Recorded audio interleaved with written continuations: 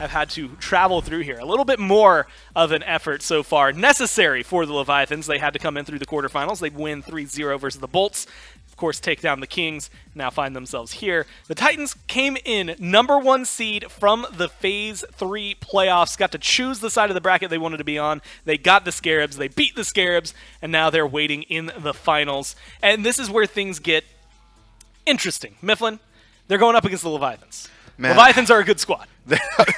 An understatement, to be sure. They're pretty all right. Hey, you know what? They play some good SMITE sometimes. They really do. And just it's whatever. I'm pretty good or whatever. That would shake me personally. Just hearing that from your opposition, it reads as pure confidence. And something tells me though that Shinto is unshakable. At least considering how much farm he gets, like in mid, it's going to definitely be very important for him. I think we'll see a lot of pop-offs if he's doing well, specifically against that. But we're picks and bans for game #1. Titans are your first pick, and it seems like they have been doing their homework. The first one off the board, Taco, is the Soul. We saw that banned by the Kings yesterday to try and cut the Leviathans down, and it helped immensely.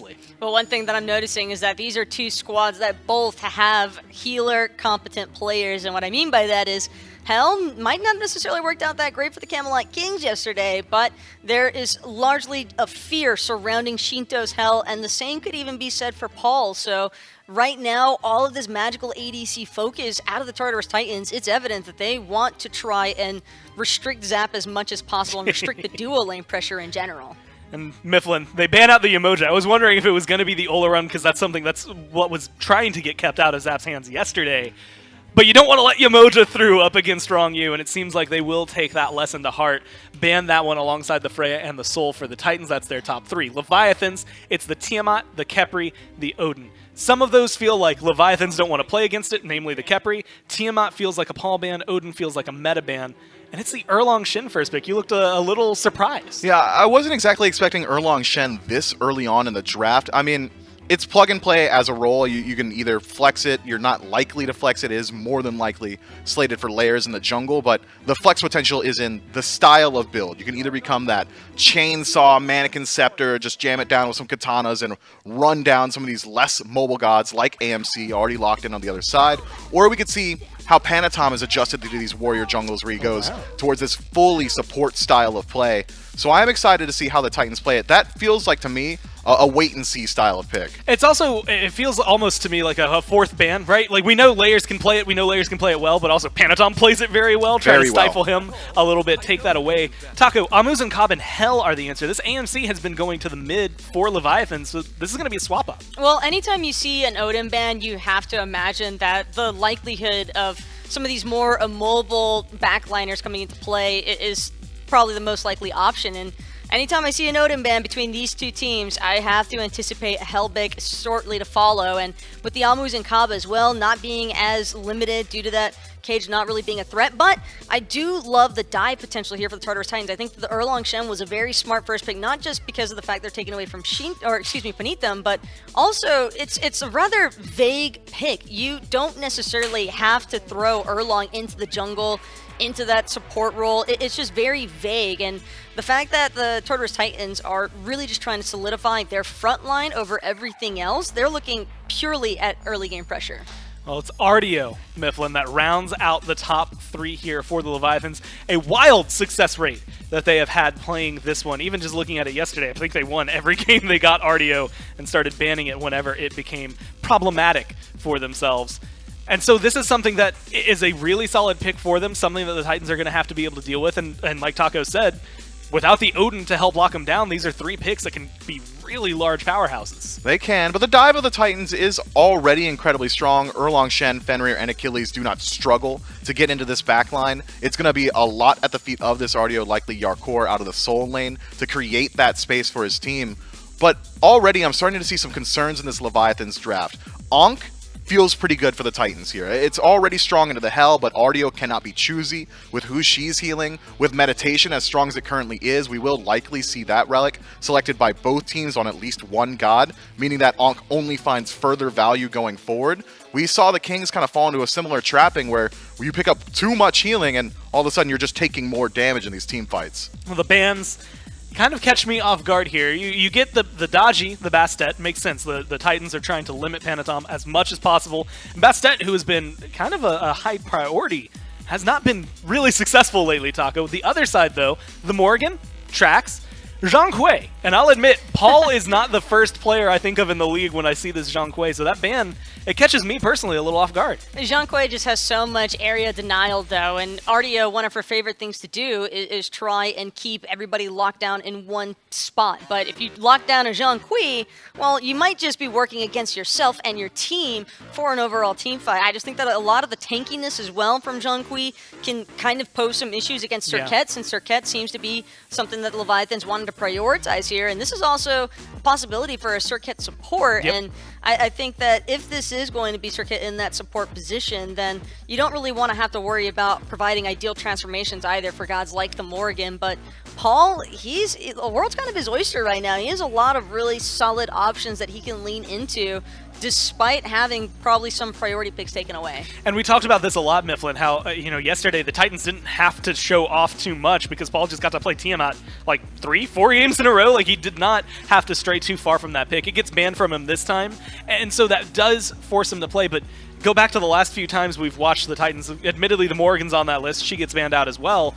Aphrodite jumps into my mind as something that he has admitted and gone on record as not liking. Oh, wow. We're going to glance over that. Go back to someone who was the conversation during placements. Zeus gets locked in alongside the Charybdis. That is interesting to see that Paul is going towards that Zeus pick. He has gone on record as saying he doesn't really like that Book of the Dead style of play, says it's not enough damage output for how he likes to play, but I would argue that Zeus is probably the best style of god to pick that up on, so I'm excited to see how he decides to pilot this one. But Tartarus Titans kicking off right now. Dolson, Aggro, and Doug. We're bringing you all the action in Aggro. The storylines are robust. They are all here. And these two teams deserve to be in the finals. I mean, these two teams have looked like the best in the league since they made their roster changes later on in the year, and it's no surprise to me that this is where we've ended up. I mean, two storied teams at this level.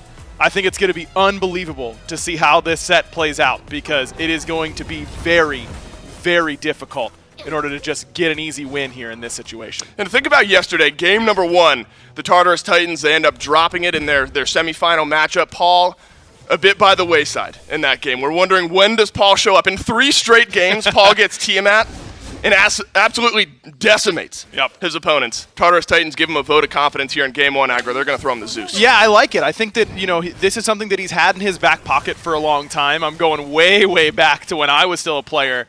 And I played against Paul, and Zeus was a big part of the meta, and he was one of the best in the league at it back at that time. So I really feel like it's going to be a fine pick for him. I'm not worried about his comfort level on it.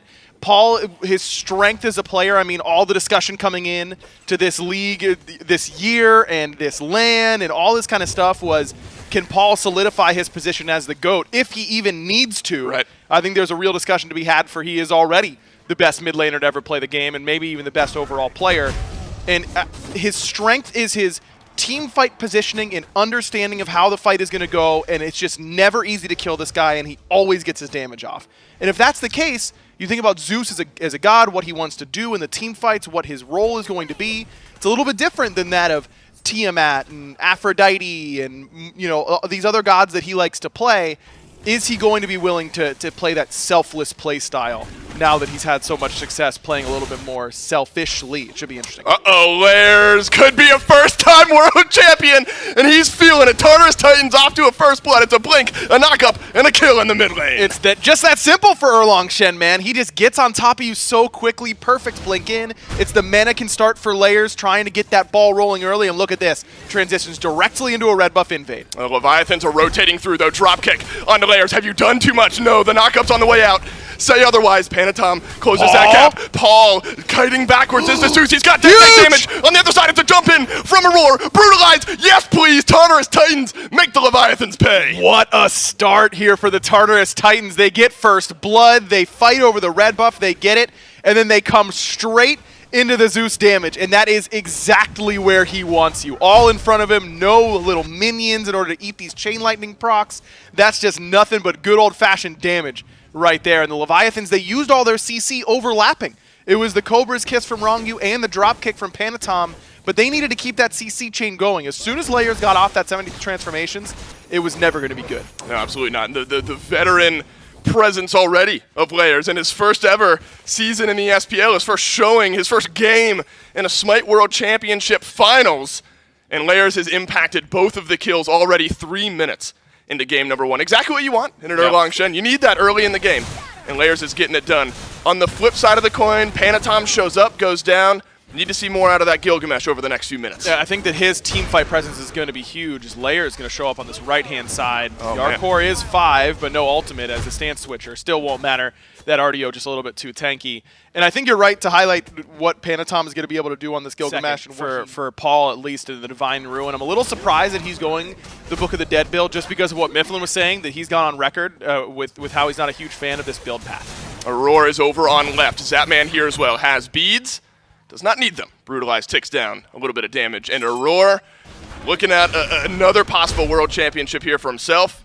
Fenrir's been a good look for him so far this weekend. I mean, he absolutely crushed the Scarabs with this pick yesterday. So you can't give Aurora Fenrir, can't give Paul Tiamat. You got to make a choice somewhere. Layers drop kicked in by Panatom. Wrong you here on the Goodbye. follow-up as well. And he is locked in place and taken down life from the Leviathans. 5.5 minutes in. 3-man rotation into the left jungle. This trio, man, of Yarkor, Panatom, and Rongyu, they have been absolutely lights out this year. And you want to talk about Zap and Shinto and this phenomenal backline from the Leviathans, and I encourage you to do so because they have been absolutely phenomenal. Yep. They've been some of the best in the league, but boy, does their job get easier whenever the front line plays as well as the Leviathans have.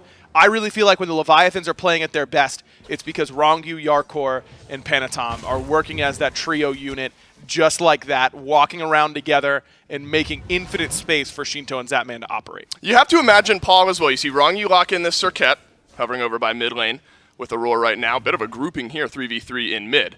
When you see Rongyu on this Circuit, specifically if you're Paul, we've had timers on stream before of Rongyu sitting stealthed in the mid lane, waiting to jump on you.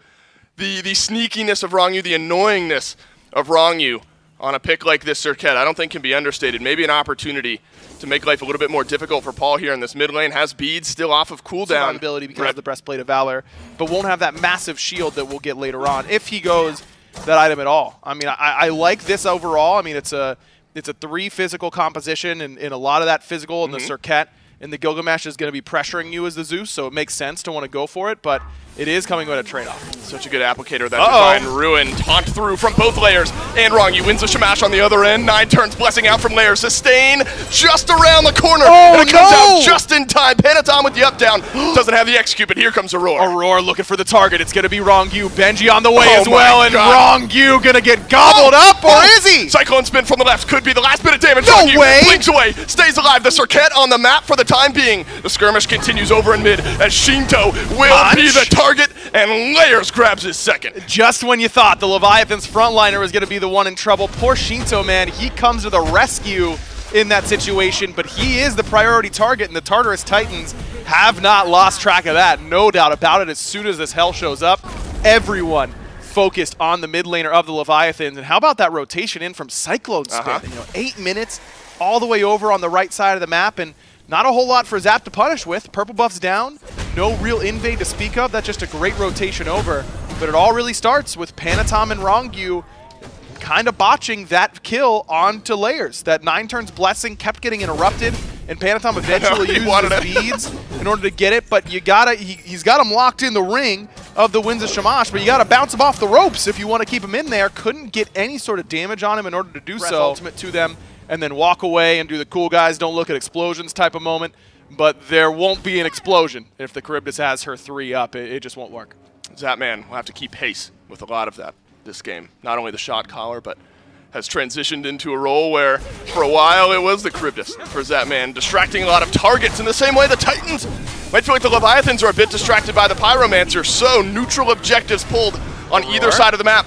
But the one on the right under a bit of threat. Titans grab the Gold Fury on left. Yarkor balancing out, zoning away. Aurora will not steal away the Pyromancer. Has he paid for it with his life, though? Ragnarok gets him out. Dropkick. No good. Winds of Shamash will lock Benji where he is. Shinto grabs a kill. Good chase down from the Leviathans there. They're able to punish Aurora for going for a bit of a greedy play. Shinto didn't have beads, so it looked like it could be okay for the Tartarus Titans, but just no real follow-up there. Paul's not there. Layers isn't there. They're on the left side of the map helping Cyclone Spin with Gold Fury, at least Layers is. And so that play ends up being a little bit ambitious. So Roar dies, but look at his lead that he has, Dave. He's level 9 compared to Rongyu's level 7. I think I'd be pressing tab, checking the item screen, and seeing, hey, they don't have a lot of anti-heal at all. Layers just bought the first piece of anti-heal with that Toxic Blade, but they don't have an Ankh yet. They don't have a Divine Ruin yet. Aurora is going to be the one to get the Ankh. I think that even though they outscale, I love this call. Force it. Fight the Gold Fury, because this is where your healing is going to be as strong as it will ever be. Rongyu maybe shows the hand of the Leviathans here, separating Aurora out from the engagement. Ragnarok down, and it will not steal away the Primal Fury, but it will catch out Rongyu. But a separating ultimate from Panatom forces 3 of the Titans into the back to the Leviathans lead. Rongyu sure does. What? No chance he gets out alive. Benji execute threshold, but he does not turn his head. The Leviathans grab the Fury, and they'll get out as 5. Rongyu is a madman. He was dead to rights to Cyclone Spin's maw. He was just toast. He was going to get gobbled up and be the lunch there for Cyclone Spin, but instead of getting hit by that ultimate, he turned around at the perfect time and latched himself onto Layers, got his ultimate off, and that CC immunity and little bit of movement actually took him out of Cyclone Spin's ult range and ended up being in that perfect position. Plus, it gives him a big Pridwin shield. On the way out, he taunts Paul to make sure that Paul isn't dealing damage, and then he tips his cap and says, thank you very much, we'll take the objective, and I'm getting out. And you know that means Leviathan's back in the gold lead just slightly. Could slightly slow down if the Tartarus Titans grab the Pyromancer, which they are able to do so. And the Leviathans pick themselves up a nice fight around the Fury. I want to take a look back at that Rongyu escape because it was impressive. I mean, it's good zone work here onto Aurora, baiting out that ultimate. Aurora's Ragnaroks have not really been particularly effective. And Shinto drops the ball here on Rongyu, doesn't cleanse him out of this ultimate. And Rongyu is going to get committed upon. I mean, this is a lot used in order to try and get onto him. Oh, Layers actually beads and moved, and that's why that ultimate from Cyclone Spin ended up not landing. That is tough. That is a tough pill to swallow. And Rongyu now in mid. Yeah, he stealthed in mid. You got to expect it. With Rongyu, beads wear out, and that means Paul sent back into the mid lane. Book of the Dead. Good stun. Big shield onto Paul. Massive knockup on the mid alive? lane. Aurora and Paul, they are still in the fight. These kills escaping with a sliver of HP. You can say the same for Zapman. 4 ultimates used on one side, 3 on the other. And everyone's somehow on the map. So if you weren't sure if Book of the Dead was good, I think that you might want to watch that clip back. I mean, it's a shield based on your mana, and he's got mana from Book of Thoth. He's got mana from Breastplate of Valor. The Book of the Dead gives you that mana as well. And it was the Breastplate plus Book of the Dead combo. No, my man's might as well have had 2 Kepri ults in that situation. How much damage Paul absorbed. Half of his health, in this I'll position. tell you right now. Because Rongyu 1,500 health. Pops up there. The Rongyu special is waiting for him in that moment. And the other thing about Paul, by the way, that I didn't mention earlier, his relic usage is impeccable. It's just so good. The relic usage is all really good right here. Never gets below 200 HP. A meditation comes through at the very end to help top him off. That is nuts. That was like a 500-600 health shield that Paul received there with. Yeah, that seems good to me. Yeah, it's all right. I'd like that. Yeah, no problem at all. Benji, he's going to pick up some Spectral 20 minutes in so far this weekend. We've seen contested sets, but a lot of snowballing early on. And how about this from the Atlantis Leviathans? Everyone's on the map. Everyone's got their ults. Only Aegis is down for Paul going into this FG fight, and the Leviathans are checking the hand of the Tartarus Titans. There is a reply. And so the FG is dropped. There isn't anything the Leviathans lose for making that play because they've got ward dominance on this area. They've got vision dominance. So they can just say, maybe the Titans aren't going to be thinking about it. We're going to kick the tires, check them in this situation. And if they don't show up... Does anyone actually kick tires? Great. I actually did yesterday, which makes me think about it. And I was thinking, does anyone do this normally? But I don't know. They were hard, so I think they're doing it right. That's great. At that point. And then they've got the Hell Sustain anyways, so that even though Rongyu takes some damage from the FG... who cares? We got the hell right there. Titans, that's going to give Zapman the Gold Fury, and no one in the Titans in an immediate position to push that 4v5 on right now. Smart play from the Leviathans, but I don't mind it from the Titans. The Gold Fury in a completely even game at 22 minutes, it doesn't matter. It's not going to change the course of this game. It just gives the Leviathans a little bit of extra gold, which is nice. Maybe it helps them get a little bit of ward vision, but you know, it's not worth something to lose positional advantage around the bigger objective. I think they make the right call in just letting Zap solo it. Now some posturing around the FG. Everyone's got ults. Everyone's got relics. And we have seen some scraps that have had players living. Not surprising giving the healing, giving the Book of the Deads that are in this game so far. Maybe one big fight here, 23 minutes in. Couldn't add a Fire Giant in the big tilting point in game 1. No wards at all around the Fire Giant pit except for on the Leviathan side of the map for the Chaos side, and they don't have any in inventory except for Panatom, who just backed to buy a full suite of Vision wards. That'll help. Benji taunted in and ulted back by Rongyu. Aurora here to save the day. The Ragnarok is out, and it gobbles up Yarkor just for a moment, but he immediately drops down. The cleanse from Shinto will put the Artemis right back down on the ground. Cyclone spin in his ult, but Yarkor body blocking beneath the tier 2 tower we go. Cyclone melting away. Panatom has got to jump in, and that's a big ultimate from Lairs, but still these kills survive. Somehow everyone on the map lives. I stand corrected. Aurora is the first one to go down. Paul had a big ultimate right there, and it did huge damage to the entirety, but this is what the Leviathans want. They want you to spread that damage out. They just hell heal, hell heal, hell heal, and now they're going to be able to go right back to the objective. What? And they're going to be awfully healthy when they do. The Leviathans as 5 find a big fight. Lots of relics, though, spent on the right side. Paul maintains both of his. Zapman maintains both of his. The Leviathans pull the first FG of the Season 8 SWC Finals, and it is down beneath half HP as Zapman continues to deal the damage onto the back. Yarkor zoning out Lairs, who is drop-kicked, face-punched against the wall by Shinto, who has got his second of the game. Rongyu looking for a little bit more. Deathbane in, Panatom in underneath the tier 2. This backline from the Titans just cannot catch a break. Both actives used by Paul, and he will be looking at him from the grave. Shinto has got a double kill. First big fight of the SWC Finals, and it is the Leviathans who are coming out big. Still Zapman back on the Fire Giant. Why wouldn't you be? The rest of your team is winning this fight big. He's PvEing while the rest of the Leviathans are dealing his dirty work. Go, my minions! Kill the enemies and let me get the actual objective. Zapman has been that cool, calm voice rather in their comms basically all event. Yarkor getting a little bit ahead of himself, going for the Phoenix ahead of that tier 2 tower falling, but Zapman keeping his eye on the prize. He was on the FG. You best believe these player cams, should the Leviathans close out game 1, are going to be an absolute treat to watch. Every individual game, all tournament long, you can tell how much it means to these Leviathans players. They erupt after every single win, whether it's a set winning win or an individual game, and they've got a real good look at a game 1 win here in the SWC Finals. Tier 2 tower knocked down on right. 2 tier 2 towers left remaining, and a whole lot of time on the FG. And hitting your carries over and over and over and over again, and then he just presses 1 and all of a sudden gets a huge heal. That's been a huge problem for the Titans. Yarkor body blocking the Cyclone spin ult on his way back, just staring at it, taking no damage on his way back beneath the tier 2 tower. Yeah, that gives you a pretty good idea of how tanky this RDO feels right now at this moment. 2:04 to start off these finals for Yarkor out of the solo lane for the Leviathans. The last 2 towers on the map, they will fall. And so now we're starting to consider Phoenix defense time for the Tartarus Titans. They've got a whole lot of time to defend against. Those relics coming back off of cooldown aggro, a lot of them burnt around that FG fight.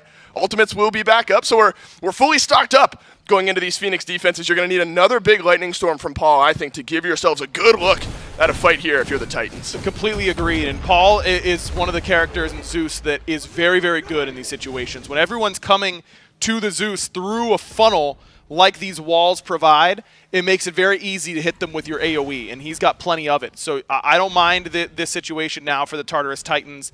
It's all about getting value out of your lightning storm, and how well can you threaten with your shield. Just leaving that shield out there and knowing that he could chain lightning it at any time is huge. Benji jumped on over in the mid lane, playing in a game of margins right now. Benji will live for the time being. A 3-3 split over on left. Aurora has eyes for Zapman, and the Ragnarok connects, but he is body blocked by Rongyu. And Zapman and Rongyu, they've got plenty of damage. Of course they do. It's a 2-for-1 kill over on the left side of the map as Aurora is the first one to go down, and the Leviathans swarm through the mid lane. They're going for the Titan a little bit too early, though. I don't think they have the damage quite yet. They're going to instead wipe the map of these Phoenixes. Only 1 ultimate left standing, and Benji's going to need to execute more than 1 in order to keep the Titans' hopes alive. Shinto gets his Book of the Dead procced. I'm not sure he's all that worried about it right now. You still got some pivotal ultimates left to go. Of course, the stance switchers are there, but Zapman, watch out for the Stinger. If Zapman can connect on one of these priority targets. Maybe make it Benji, maybe make it Layers. The Leviathans, they were down in this game, but you will keep them down no further.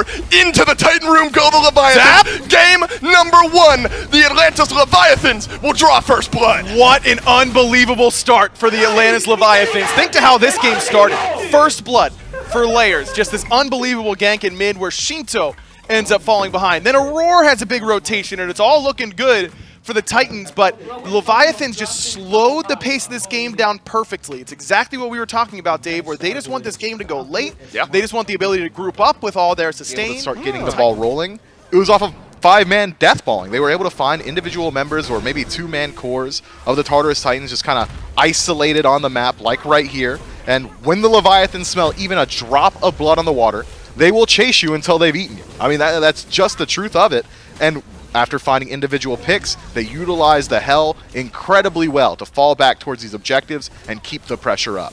It was a very reminiscent energy to that final match that we saw yesterday between the Camelot Kings and the Leviathans, and that Leviathans, they did not have a lot of crowd control. That was one thing that Mifflin, you even touched on prior to this game beginning, but it seems as though the only priority for the Leviathans was just having outright burst damage. And as far as Paul is concerned, that Zeus, I know that the anti-heal was a little bit delayed, but the primary factor about Zeus is that he just has burst damage regardless. But the sustain out of combat just seemed to really get the better end of the Tartarus Titans here. And not only that, but I think that Rongyu also had a fantastic showing on this Circuit support. He was just so slippery in instances where I think that the Tartarus Titans could have continued to expand on their lead that they were starting to build earlier on, leading into that mid-game, kind of just fell shy for them, given the fact that they just weren't able to fully capitalize on those picks. Leviathan's more than happy. It's gotten to the point where I'm almost scared of them. The less CC they have, I think the higher frightened I will be, because it seems to have been working out. Game 4 yesterday, of course, Game 1 right here. A lot that goes their way. Layers gets 2 kills. One of those is the first blood. And I only mention that because I've been keeping close track of how many of those. It's still around the 50-50 for all Worlds finals for First Bloods. But the last win was not because of that first blood, both last year and now this year. And that's a lot of damage being dealt by Paul. Unfortunately, Mifflin not getting converted to kills. No, but look at the stats on the other side, right? I mean, 12,000 damage output by Shinzo on Hell. Not very easy to do. That's a relatively close-range god. And then you look a little bit further down the column, and 17,000 healing? Yeah. Yeah. Ban it. Ban it. I mean, I don't want to see that again. Tattoo, now it makes so much sense. Were you going to tattoo shame them if it wasn't Cake Man? No, I'm just like, it makes perfect sense to me that the guy that was behind that Sanguine roster originally, you know, like a cool serpent going around his arm. A sleeve? Yeah, like the full Leviathan sleeve. You know what, Cake Man, go big or go home. Either way, it's picks and bans for game number 2. Titans are once again first pick. And guess what? So far, everything is the exact same. Sol, Freya for the Titans. Leviathans have gotten rid of Tiamat and the Khepri. Last time it was Yamoja, Odin to round out the top 6. Mifflin, do you think the Titans here should have changed it a little bit more? They actually banned the Erlong here as opposed to going for it first pick. I think that the bans that they picked up already look pretty good for me. You've already targeted out some of the best picks from Zapman, the Sol, and the Freya, something that have been very successful for him in the past. I would say that the Erlong Shen, they were already kind of utilizing it as an additional ban in the pick column as well as just a flex pick. So I think leaving themselves open to strip away one of the most important tools from the Leviathans, this Hell, makes perfect sense to me. Now here's a conversation I think is worth having. Yesterday, we saw the Leviathans happy to forego Hell in the first 2 games against the Kings Taco, and they won both of them. It didn't seem to cause too much trouble. Do you think they're going in with a similar mentality to that? No, this is a completely different mental because of the fact that both of these mid laners, I think, a little bit more experienced when it comes to playing that Hell. And not only that, but the Yamoja actually slipping through here for Rongyu. But have to wonder, is Artio going to make a debut now for the Tartarus Titans? Because I have a feeling that if the Titans don't actually wind up scooping that Artio, then Leviathans might just look to really double down on this Guardian front line. And if they get Yamoja plus the Artio, that could be rather problematic to actually have any sort of commitment against that back line. You want to be diving the AMC consistently, but how do you get through Yamoja and Artio? Now this is why we see a lot of Yamoja bans. First off, it's 85 bans up against the Leviathans for this one. I've been waiting to use 85? this. 85 individual games have been banned. Goodness. So he's only gotten to play this Yemoja 15 times.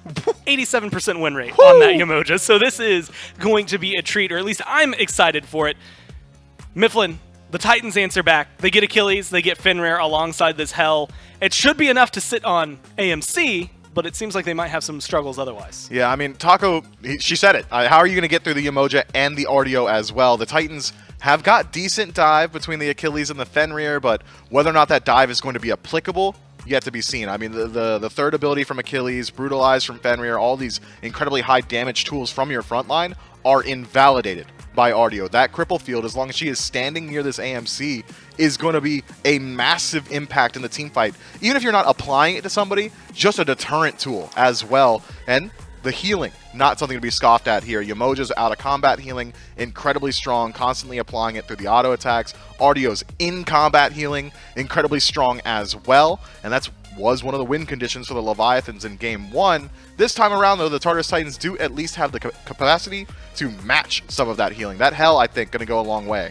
And, you know, we talk a lot about it. It's easy to hype up this Yemoja, but it's also worth mentioning the RDO has like an 80% win rate for the Leviathans this year as well. That is another pick they are really strong with. Taka, one of the things you had asked me, and Zayden thankfully was able to find for us, was how many times Paul specifically had gotten Tiamat. So far, 2 games, not here, but in tournaments throughout her existence, and of course, as well as Aurora with his matchup for Fenrir. The answer is actually 14 for both.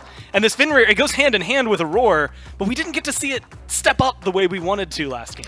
No, and I think that he was just a little bit more limited because of the fact that the Leviathans were just doing a great job, I think, at splitting the target focus up, and it was really just causing a lot of the damage as well for the Titans to be kind of applied at different points. And when you have a Zeus style of composition, it needs to be all at once. It needs to be in unison. Otherwise, you never really get to see a chance for that burst to really come to fruition. But kind of breaking it down a little bit more here for the Titans, I kind of want to see a Daji pick here for the Tartarus Titans. If this Achilles isn't intended for the jungle, and if it goes for Benji as kind of like a bully lane matchup in a sense against the RDO, I just think that a Powwow could be a really powerful tool that would give the Titans an in without having to really compromise their positioning. But it seems as though Titans are just trying to fight fire with fire. They just want to go burst for burst. Yeah, Mifflin, as weird as it is, Camazotz fits hand in hand with them as something that they've played a whole ton of. Izanami as well, a lot of pressure. And that's something that I think is worth mentioning. You've now got an Izanami Fenrir lane going up against the Yemoja, presumably Oleron, since Zap has been running that a lot lately. They rounded out with the Gilgamesh. One of the strongest picks here, Aggro, the Camazotz. Strong for the Tartarus Titans jungler. Absolutely, one of his best picks. It's a pick that can build Divine Ruin, and that's what's really on my mind in this game, Dave, is that we criticize the Titans a lot for their lack of anti-heal in game number 1, and now you're up against RDO again, and Yemoja, and Oleron, who builds a lot of lifesteal. So anti-heal is still going to be critical, and Hell can't really build it. I just don't think she applies Divine well at all. It's going to be tough to get enough, I think. Expected Brawler's Beat stick at some point for Layers. Paul, not sure. We'll see. Double stun from Aurora. That's a nice way to start off this lane. Beads already used, though, by Cyclone Spin. You heard that ringing out in your ears just a moment ago. And so that's a nice way to start the lane for the Atlantis Leviathans. It feels like a roll of the dice here, doesn't it, Aggro? Maybe some confidence from the Tartarus Titans. Not only are you giving Rongyu one of his strongest picks in the Yemoja, you're giving Yarkor back this RDO, something that he just tore you apart with in game number 1. This is the Titans saying, we think we have some answers. I think that they're right to be confident because, like we said, they've been really good in game 2 scenarios typically, and certainly in game 3 scenarios. But man, I mean, giving Yarkor RDO is just a tough ask from me. This guy has just been unbelievable on that pick, as Panatom might be dead. Panatom blinked on by Layers, beads used. And so the Gilgamesh will live. Split mid-Harpies, and so Panatom at least gets something for his troubles, but has to leave as Layers senses another early kill here in the mid lane. Anti-heal also a conversation to be had around the Leviathans here this game, Aggro, because you've got a Camazotz, you've got a Hell there, of course, a little sustain for Benji in that kit as well. And sometimes it's hard for Gilgamesh to build brawlers. I think you can, you're applying it with your 1 initial deploy and the drop kick and the 3 and the ultimate. I mean, he's got a bunch of abilities to apply it, but it's not usually his typical build path to go a ton of maces, normally just 1. I think we'll see it from Panatom this game. Shinto can build brawlers as well, or instead of Panatom. but it's not much else coming from the Leviathans. I'd expect Contagion or Pestilence from one of these frontliners. It should be Yarkor, because he's going to be the one sitting on this hill the vast majority of this game. Beads already down for Panatom, and I think Beads are going to be an important topic of conversation as this game goes on for the Leviathans when they're on cooldown, because Aurora had a pretty quiet game number 1 on this Fenrir. There were a lot of answers from the Leviathans for what Aurora was trying to do. A few miraculous escapes even from the Leviathans on good engages. And so keeping pressure on those beads, everyone's got a set except for Yarkor, who's got med. But keeping pressure on those beads, allowing Aurora a little bit more freedom to pick up targets is going to be very, very key for a bounce back in game 2. Aurora definitely did not have his best game 1 he's ever had in his career, but I think that we've seen him bounce back so well, and you know, when we talk about a team that's been good at coming back from bad situations, having Aurora be a part of your team is a huge reason why. I think they're really good in these sorts of situations, so I'm not concerned about his ability to have a better impact on this game in game 2. Ragnarok was not good enough in game 1. Basically every time he used it, it wasn't super useful. I think it certainly could be here. Might have to be. If Aurora's the one burning a lot of those beads. Nice stun out. This is a combo we've seen plenty of. Something, whether it's a root or in this case a stun, plus that Oleron burst damage, dropping the hammer over onto Aurora, and consistently enough in lane that'll burn away those health potions. Aurora has none left in this lane. Why is he engaging them? Well, it's because Layer's here. He's level 5, bad out of hell. Provides a small opening to the jungler of the Tartarus Titans, but he will have something else in mind, and oracles will get taken red that you're going to need to melt through the Atlantis Leviathans. Cyclone Spin is going to have that in spades. He goes Crusher into Aussie. You're getting some of that attack speed winding up early on in this build here. And this is a pick that the Titans leaned on yesterday to get themselves back into that set. And it should be, you would hope, a good look on some follow-up from what the Titans are setting up. I mean, we've talked a lot about Zap, but Cyclone Spin is a world champion in his own right. He's previously been considered the best player in the league in a different position, but has always been one of the best ADCs in the league. Riptide's good for defense this time from Wrong-U. Aurora takes it, but not under any real threat. Gold Fury picked up here. Or spawns, rather, what I'm looking for, picked up by the map.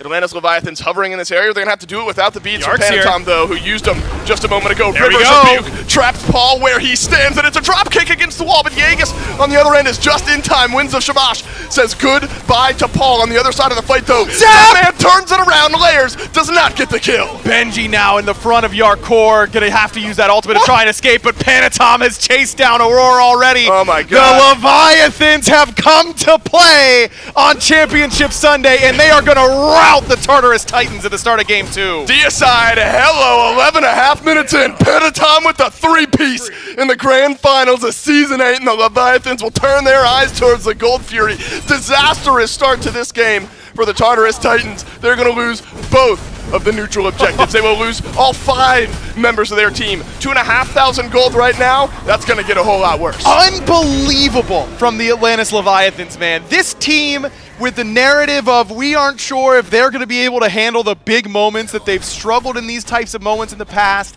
They've had it look like some games are a little bit too big for them. Come into game 2 where they're already up 1-0 and they just clean sweep the Tartarus Titans. What a perfect engage by Wrong-U. Yarkor beats Benji on the rotation, and they get onto Paul, the priority target, right away. Control of game number 2. 4,000 gold in the lead, 13 minutes in. And this is not the type of game that the Leviathans tend to fumble away. A team that is so clean in the early game rarely makes mistakes when they are this far ahead. But the dynamic nature of the way the Titans play does keep things interesting here. You never know what you're going to get with Paul. You have this scaling with Cyclone Spin. Everyone's got 1 deaths on the Titans. There is potential for the Titans, but it is difficult when the Leviathans play as well as they do from ahead. It's so difficult because the Leviathans, I think, have itemized well enough this time around. They've got that anti-heal, they've got Contagion, they've got Brawler's Beat Stick ready to go. Sanctified Field onto Cyclone Spin. That slow is enough, and Panatom is on an absolute tear. Triple kill in the last fight. Kill onto Cyclone Spin on the left side of the map. Gonna take a little time to scale up that Izanami as Zapman and Panatom keep putting their pressure where it stands. I mean, where are the Titans supposed to go? All their waves are getting pushed. They're losing towers in the left lane. They're nearly ready to lose that mid lane tier 1 as well. The Leviathans just exerting their will on the map, and the Titans have to try and figure out where can we stop the bleeding. And Shinto Maybe He'll send here. his stinger out a few moments ago, uses his beads, avoids the CC. No chance he brawls out with Layers and Paul. Yarkor rotates over from the solo lane. Layers into the bat out of hell. He will swoop, he will leave. Wrong you! Throws up the River's Rebuke, and Paul, desperately clinging to life, will use the cleanse, walk out of the stun, but the damage from Shinto is big on the back of this fight. A win maybe for the Titans if they don't die. Zap and Panatom looking for Aurora, but Aurora is here with Cyclone Spin. Oh my god, Zapman almost happy, almost thanking Aurora for delivering him to Cyclone Spin's doorstep. Paul will not rotate in to the back of this fight. There was no Dark Portal. That could have made a difference from Cyclone Spin in that moment. But instead, Zapman just turns his eyes back towards the red buff, purple buff. Should go by the wayside as well, unless Cyclone Spin gets his ult back, wants to spend it on securing his purple buff. Does he spend his life, though? No, the dash will get him out and alive. This just feels oppressive from the Atlantis Leviathans. Every point on the map going the way of the Leviathans. 5,500 gold, 6,000 XP, and only the Fire Giant on the right. I feel like the Titans really missed an opportunity there, Dave, because you look at how this game state is going. If you just play standard Smite from here, the Leviathans are going to choke you out, and you're not going to be able to continue to play in this game. And I think you have to take some risks. And Shinto really overextended. It's on his side of the map, so maybe that's not the right terminology, but he was in the wrong spot trying to take that fight up against Layers and Paul. And Shinto uses both relics, and it's probably the call from Benji that, hey, Yarkor's on the way. Yarkor's on the way. But at the end of the day, you've got to try and take some risks. And I feel like if the Titans could have maybe shut down Shinto in that position, even if they trade Layers for it, something along those lines, maybe it goes a little bit better. But Shinto uses both relics, still ends up surviving. And the Titans don't lose anyone on that side, but they're still not going to be winning fights around this mid lane right now. Put some damage into Wrong You, but what's it going to cost? A drop kick to the jaw of Paul. Hell is going to need some time to scale up here. You go Chronos Pen into the breastplate of Valor, looks like Ethereal Staff. Could be down the stretch here, so you're dealing some chunk damage right now if you're Paul. Little bits and chunks of damage, 5.8k. Good for second highest on the damage charts. But Shinto already starting to wind up here. We wondered if Anti-Heal would slot its way into this mid lane build. Fully stacked Transcendence. Brawler's Beat Stick. Great at spreading out some of that Anti-Heal into a Crusher. Shinto right now, probably the more threatening of the two in the damage department. Layers uses beads and jumps away. And that's just what Yarkor is bringing, baby. I mean, just walks underneath the tower, unpressed, and gets the beads out from Layers and forces him to jump away. And this is perfect play from the Leviathans. It's not needless aggression. It's doing it because they need this type of space to be able to play the map and get themselves map dominance right before this Primal Fury spawns. So smart. The one thing is Zap speeds down for 16, no Aegis for Shinto for 13. You're going to have to punish that, but they're not the way the Leviathans have been playing have not allowed any aggression from anyone on the Titans who wants to play aggressive. I haven't seen Aurora have the freedom to jump in and find a kill. Watch I've out. seen plenty of this. That's a solo kill for the Rampage, as Panatom will not be denied. The 5th kill could be another solo, as Aurora has to jump out and away. In the River's Rebukes, baby, they've been hitting from Wrong You. That'll allow Aurora, or Yarkor rather, to chase down Paul. Shinto's got the damage, and Paul's got the death. Oh, no! Tied it on back, and Wrong You won't be denied. The Leviathans will not be denied. You thought it was Worlds Week, but it's Yark Week, baby. Yarkor just going in and doing whatever he wants in the midst of the team fight. 9-0. The Leviathans blanking the Titans in game number 2. There are still 25 seconds on the death timers of both Layers and Paul. This mid lane Phoenix might be an afterthought. Benji could be an afterthought. The Leviathans will knock down the mid lane bird, and as 5 will back off. Unbelievable beginning to this set for the Atlantis Leviathans. And you want to talk about soul crushing, man. I mean, this is difficult for the Titans because they know this game is out of their hands now. It is simply if the Leviathans will make enough mistakes to get them back in this game too. And we've seen the Titans do reverse sweeps before. It's not out of the question. They did it to the Kings in Phase 3 playoffs. We're in that territory. We're an hour and a half into this day. I know. And we're already considering reverse sweeps for the Titans. They've been swept by the wayside. Aurora needs Aurora this. could make a play, and he will not. Winds of Shamash will force out the Ragnarok. And galloping away is Aurora, and Shinto will make him play. 10-0 Leviathans, all 5 with the fire. But just historically, World Championships come around, they look a little nervous. They don't use their relics properly. Their team play isn't as clean. Their objective play isn't as clean. This is what we're getting. Well, Cyclone Spin is already dashed away. Yeah, good thing Panatom has got enough gap, because that is a long, long drop kick and a long, long way back to base and a long, long, long time back into the game. 45 seconds on Cyclone Spin. And this is going to keep going. This is a 3 versus 2, but the Leviathans feel like they're in control, because guess who's at the forefront? It's Yarkor and Artio, the first kill of the game, and it's Paul with the shutdown onto Panatom. But Yarkor is going to live in the 1v4. In fact, he's going to try and stop these backs, because Leviathans are already cracking the base on the right-hand side. Right side, Phoenix shredded by this squad, and now only one bird remains between the Leviathans and the Titan. And now he is absolutely decimating over on right. The Artio in back-to-back games just has not missed for Yarkor. The Leviathans considered maybe a chase on left. The Titans will group, head on away. You got 45 seconds left on the FG. This is a story we've seen just time and time again. Cyclone Spin just wants to farm. Panatom will not give him the chance. Of the 7 kills, feels like 4 of them have been onto the Izanami. When the Gilgamesh is playing this way and the build is looking this way, difficult to come back in. It's just been impossible for Cyclone Spin. I mean, what are you supposed to do? To farm. I mean, he's just been getting hunted. A bounty on his head placed by Panatom. He just cannot play the game.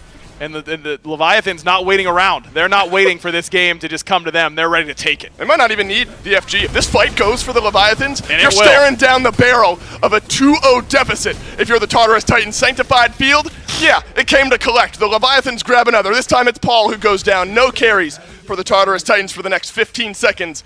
And then 35 seconds after that, as 5, the Leviathans walk into the Titan room of the Tartarus Titans. The FG has fallen off, and it is a far way away from spawning. Zap is an afterthought. Zapman is a madman. Shinto, he's on a rampage, and the Leviathans 1 game away from Worlds. Can you believe it? This Atlantis Leviathans team just absolutely decimated the Titans. Only 1 kill in the team fight phase there for the Titans, and it was never in doubt. The Atlantis Leviathans now just 1 game away. There was a kill for the Titans. That's like the highlight of that game for them. It feels like the Leviathans ran this show.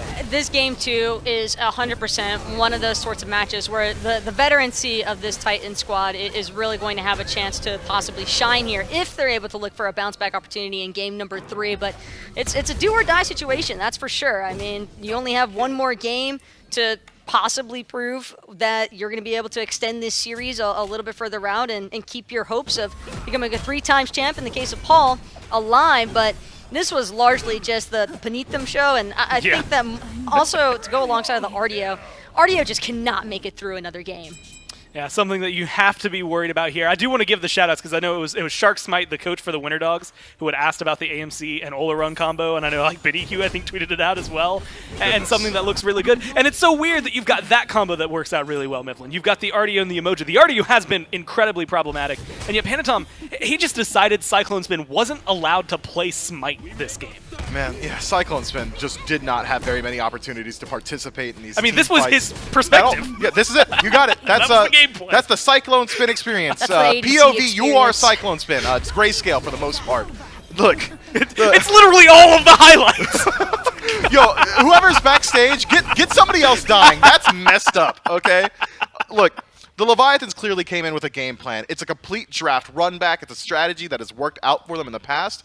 And we knew that the Tartarus Titans, had they not been able to establish dominance throughout the early portions of this game, likely would not have been able to find their footing. So I think it's easy to get swept up in the fact that, sure, the Tartarus Titans nearly get blanked, but that was the risk they took when they established this style of draft. Leviathans punish it for them perfectly, right? Like they play perfectly around the early portions of the game.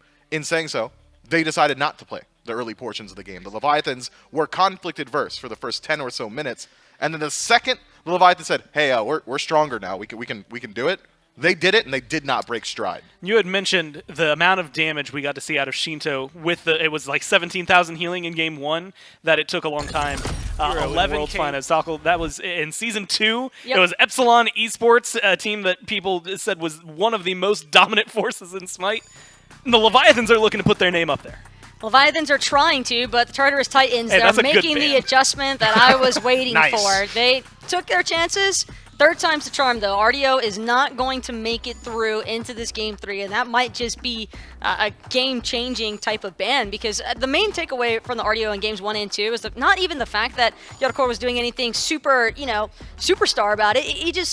You just don't lose the laning phase. You stalemate. You don't give Benji opportunities to actually try and generate any sort of pressure. And when one side of the map is just so slowed down, it makes it so much easier for Panita among the warrior jungles like the Gilgamesh to just completely batter Cyclone Spin in that laning phase. And it also made it more difficult, I think, for the Titans to actually try and effectively play through that dual lane pressure. But Amuzen Cub also not going to make its way into the Leviathan's hands this time. And I think that these are some really important switch-ups for the Titans. Now, Mifflin, I want to talk to you about this. The first bans that we got to see from the Titans today were Sol, Freya, Yamoja. 2 Zap bans and a Wrong U ban.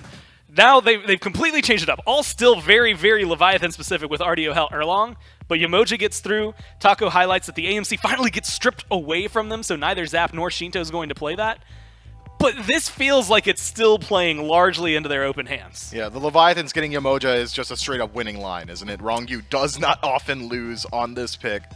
Hasn't done so yet this weekend, I believe, whatsoever. He's got it once, so yeah. Just one time.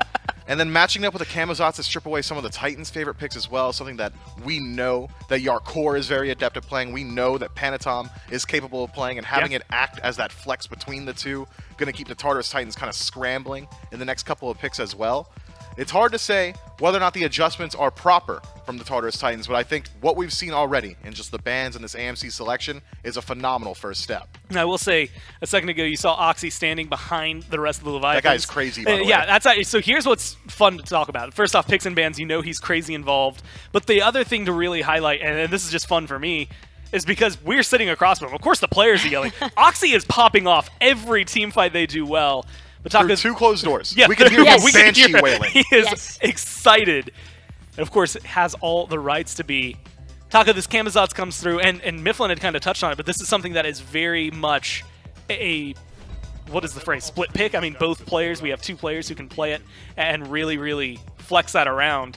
Ganesh is the response to this. How do you feel about that? Ganesh just has relatively safe crowd control, I think, but more importantly, it's the space control that Dharmic Pillars is going to introduce. So even if the Leviathans are looking to try and continue splitting team fights with their Yamoja, it might be a little bit more problematic when a Dharmic Pillars is involved, because you don't really want to get caught up in the center of that. And I like this Morgan pickup as well, although it can be seen as a bit of a soft picking into the counter, given the fact that Camazotz has the Vampiric Screech to reveal visual at the same time. Morgan, that's an ideal Changeling transformation. And I think the real centerpiece here for the Leviathans is the fact that Zapman is potentially getting his hands on this Soul one more time, and he's had dominant performances every single time he's scooped this one up.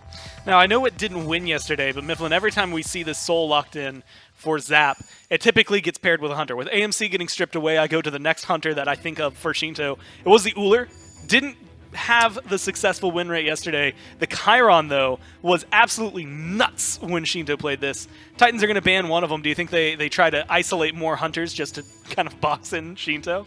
I think it could be a good call, right? We don't have a whole ton of data on Shinto's ability to play things like the Charybdis, but I think that is something he could be looking towards. Has a decent matchup into the picks like Ganesh. I mean, Dharmic Pillars essentially doesn't work on gods like Charybdis. Instead, it is the Medusa ban, again, another Hunter targeted out here, and a very aggressive one, likely. The Tartarus Titans concerned about the mid 3v3 potential that the Leviathans are already threatening.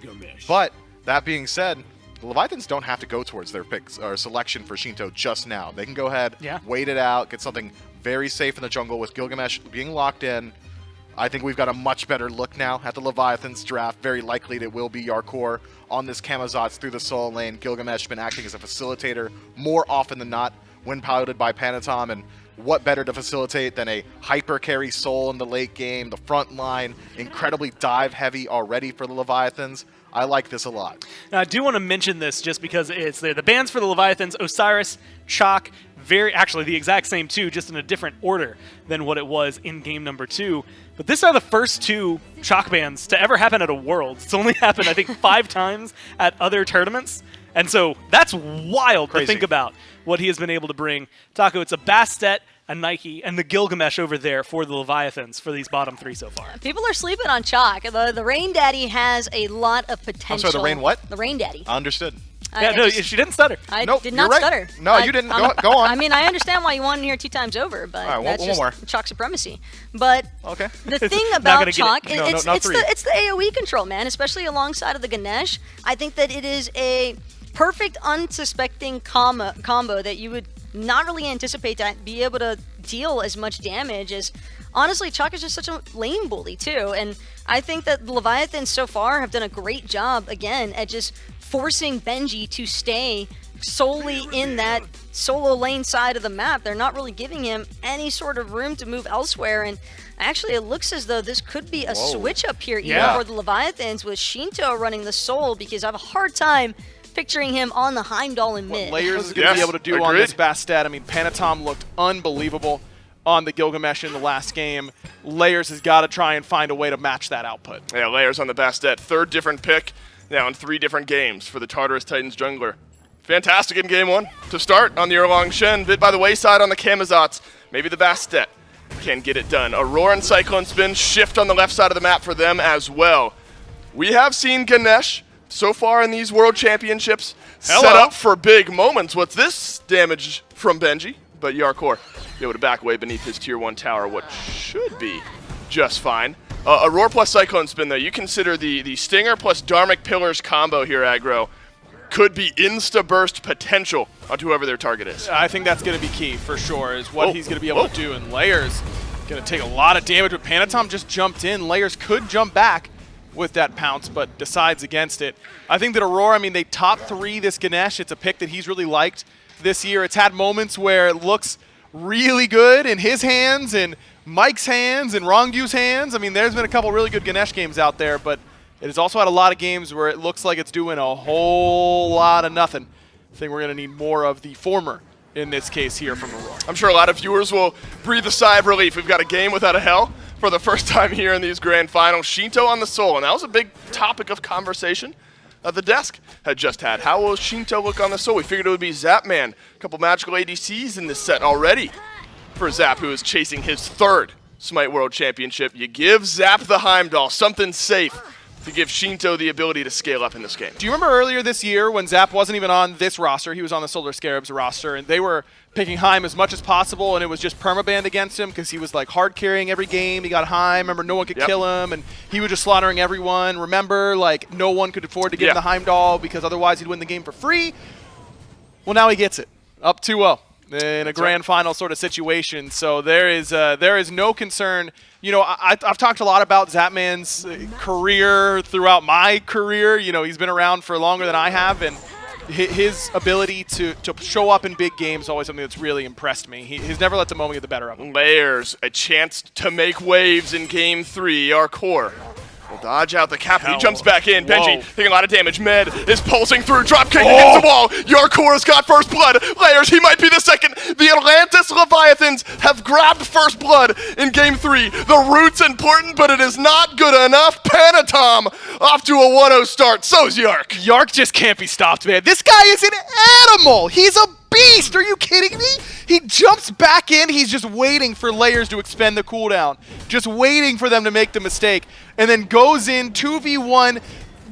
Just knows his damage value so well. He knows that I can buy enough time for Panatom to get here and make the difference in this fight, and baits it out perfectly. A beautiful start for the Leviathans. Now the Tartarus Titans, they got to lean on their jungle again. You got to bounce back in a moment like that. You need to look towards the sides of the map where there might be some susceptibility. But where is that now? Yarkor and Panatom off to a great start on right. Rongyu has got this Yamoja back over here on left. Deal damage, and the beads don't really matter. If that ultimate gets beads out, it's really not doing very much. And that's if you land it, which, as we've seen, has not been a guarantee, and Layers is behind because of that great play that Yarkor just made. Absolutely. And Benji has been a stalwart player for this Titans team so far this year, aggro. It might need to be as well again this year. Zapman has connected with Aurora with his ultimate, and Aurora will crash down into the River's Rebuke. We saw this so many times! What? In game number 2, Panatom just running down Cyclone Spin. Paul's here! Oh my god! Paul, he rotates in. Great players make great plays in big moments, and Paul has made one here in game number 3. Zapman gets up, down, another kill over to Paul, a double kill, but Shinto rotates in late, and he'll grab himself one as well. Hunting for Paul on the transformation. Paul has gone north, but I don't think Shinto's going to have enough gas in the tank. This cursed orb giving Paul some movement speed, but Shinto is a soul, so he'll have some of his own with this apparate, but that's going to do it. Overall, still, I think a great fight for the Leviathans, because I think they're just winning this mental game until Wrong Yu has made a mistake. Wrong Yu stuck around on that red buff, tried to solo invade it himself.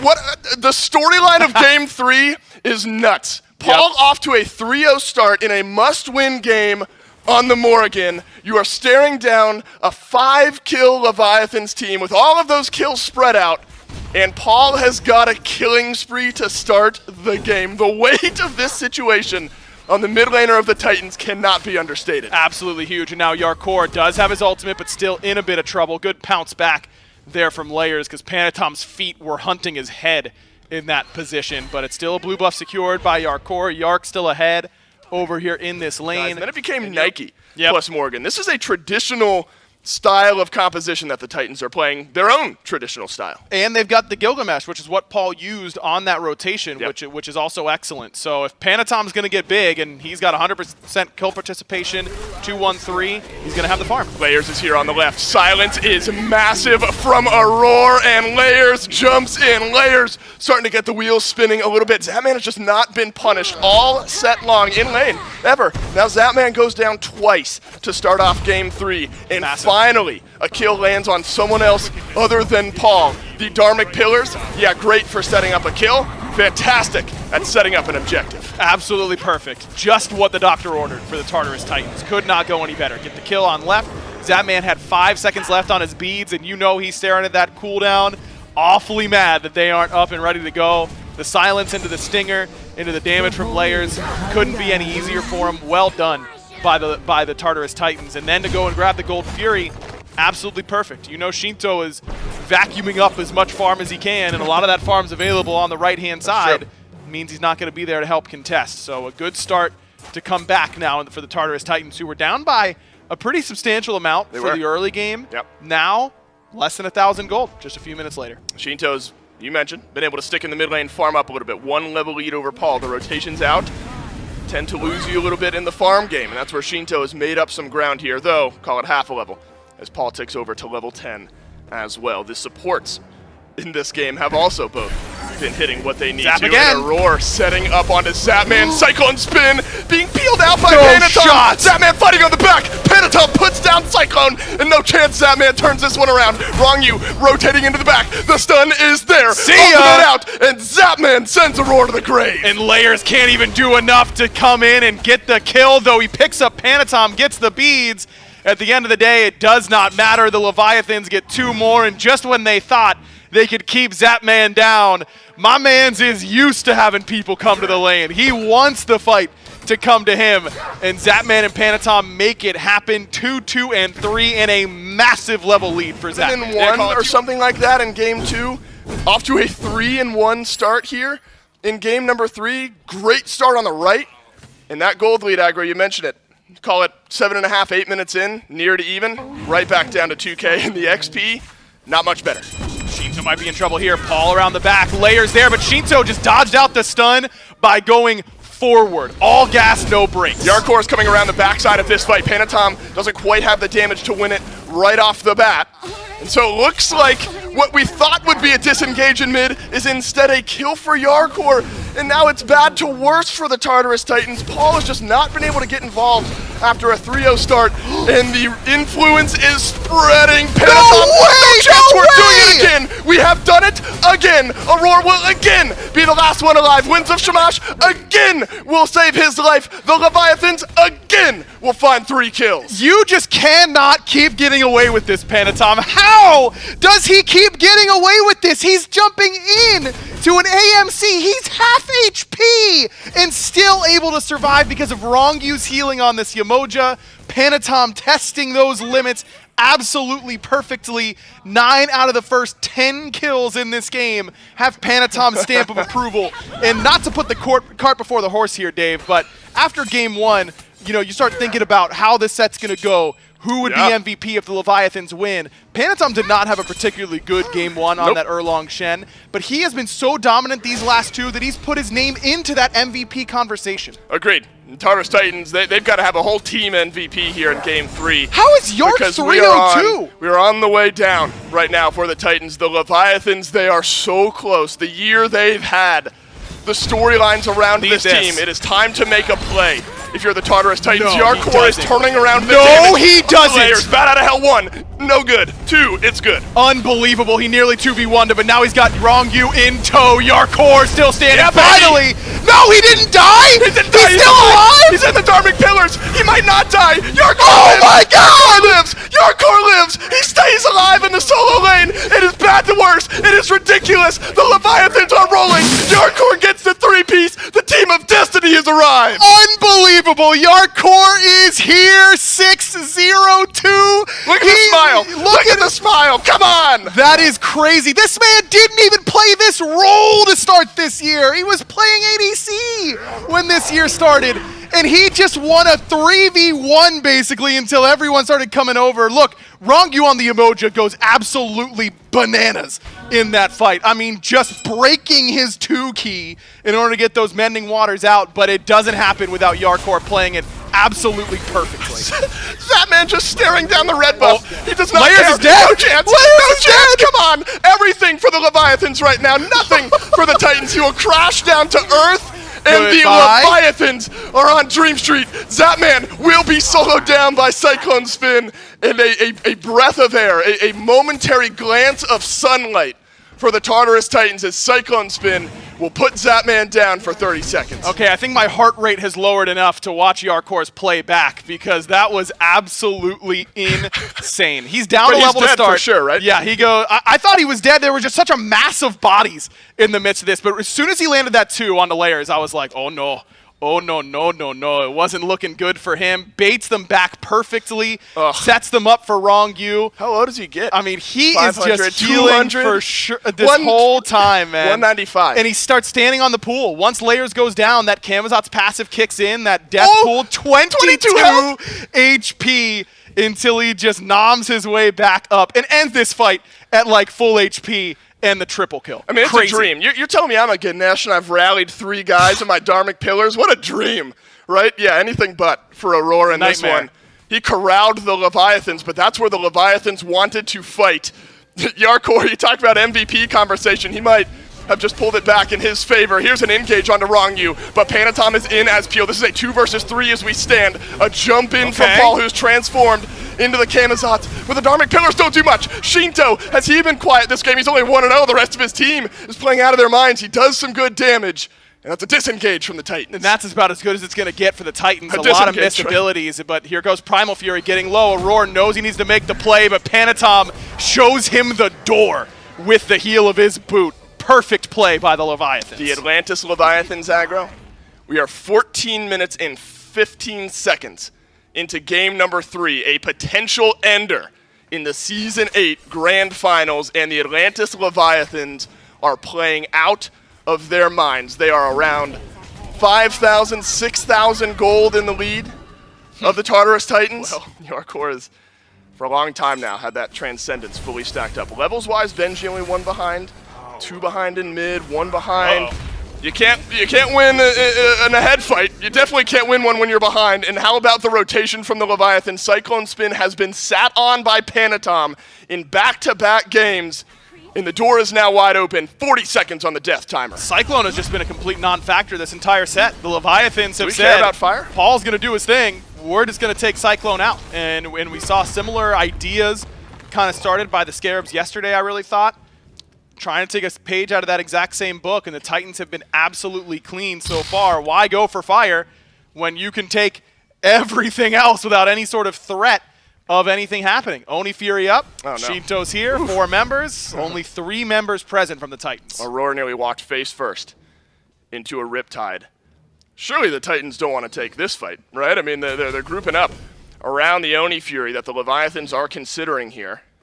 Playing things slow still are the Leviathans. Anyone steps up from the Titans, see the trap laid for Aurora to walk around that corner. Oni Fury will be pulled. Leviathans will get it without much contest. Paul is in range, stealthed up. Panatom will call him on. Yeah, Panatom's going to jump in after him as well. Winds of Shamash down, and here comes Yark. This has been the setup time and time again. Paul will transform into the Kamizata, and he will swoop away a defensive use of that transformation.